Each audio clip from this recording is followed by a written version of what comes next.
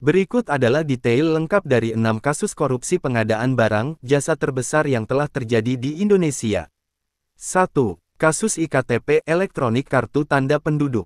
Total kerugian, diperkirakan lebih dari 2,3 triliun rupiah. Orang yang terlibat, Miriam S. Haryani anggota DPR, Setia Novanto, mantan Ketua DPR, Andi Narogong pengusaha. Instansi dan perusahaan, Kementerian Dalam Negeri, perusahaan teknologi terkait.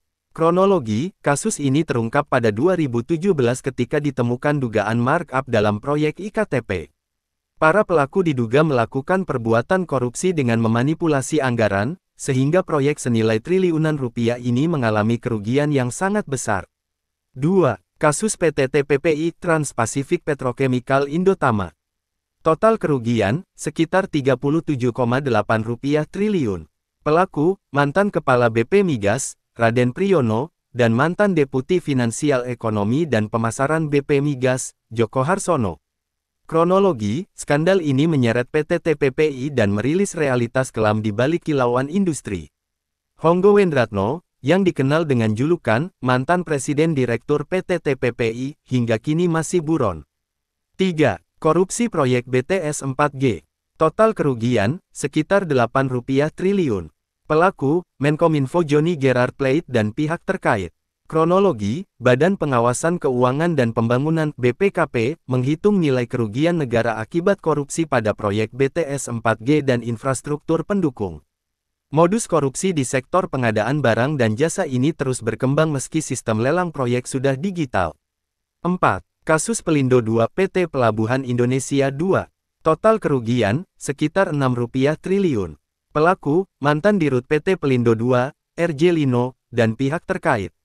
Kronologi, proyek-proyek PT Pelindo II menyebabkan kerugian negara yang signifikan. 5. Korupsi proyek pengadaan helikopter. Total kerugian, sekitar 738,9 rupiah miliar. Pelaku, Irfan Kurnia Saleh alias John Irfan Kenway. Kronologi, terkait pengadaan helikopter Agusta Westland yang merugikan keuangan negara. 6. Kasus korupsi proyek Hambalang. Total kerugian, sekitar 706 rupiah miliar. Pelaku, beberapa tokoh politik dan pemerintahan terlibat. Kronologi, kasus ini menimbulkan kerugian negara yang signifikan. Implikasi dari kasus-kasus ini menunjukkan perlunya perbaikan dalam sistem pengelolaan proyek dan penegakan hukum di Indonesia, mulai dari proses pengadaan, pengelolaan, hingga pengawasan proyek-proyek tersebut. Kasus pertama. Kronologi kasus iktp elektronik kartu tanda penduduk. Perencanaan dan lelang proyek iktp. Pada tahun 2010, Kementerian Dalam Negeri Kemendagri menyiapkan dana sekitar 6 triliun rupiah untuk proyek iktp dan program NIK nasional. Proses tender proyek iktp dimulai sejak tahun 2011.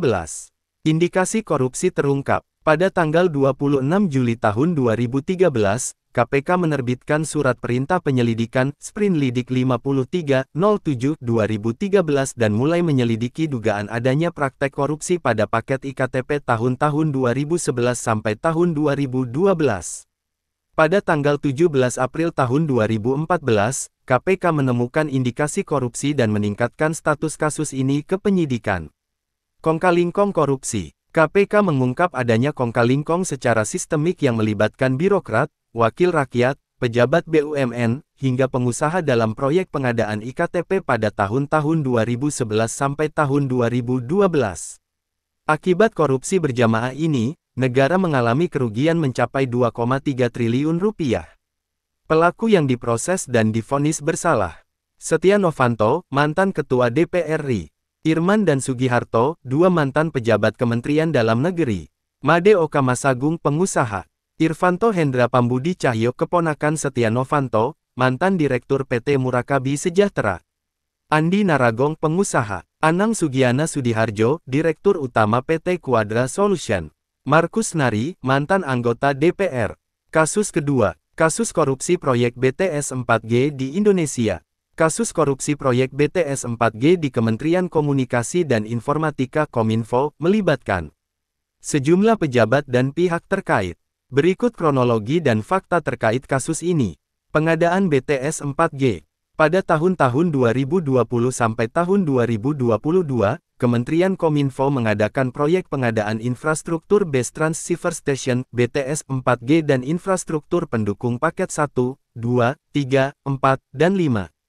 Kerugian negara. Kerugian negara yang ditimbulkan akibat proyek ini mencapai 8,32 triliun rupiah.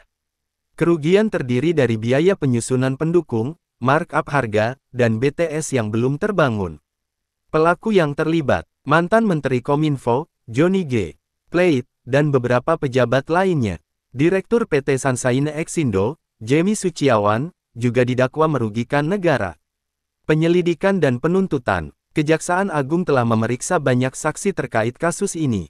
Beberapa tersangka telah ditetapkan, termasuk Direktur Bakti Kominfo, Anang Ahmad Latif, dan Direktur Utama PT Moratelindo, Galumbang Menak. Kasus ini menyoroti kompleksitas dalam pengelolaan proyek dan pentingnya penegakan hukum untuk mencegah korupsi. Sumber dikompilasi dari berbagai sumber. Untuk permintaan detail kasus lainnya silahkan disampaikan di kolom komentar.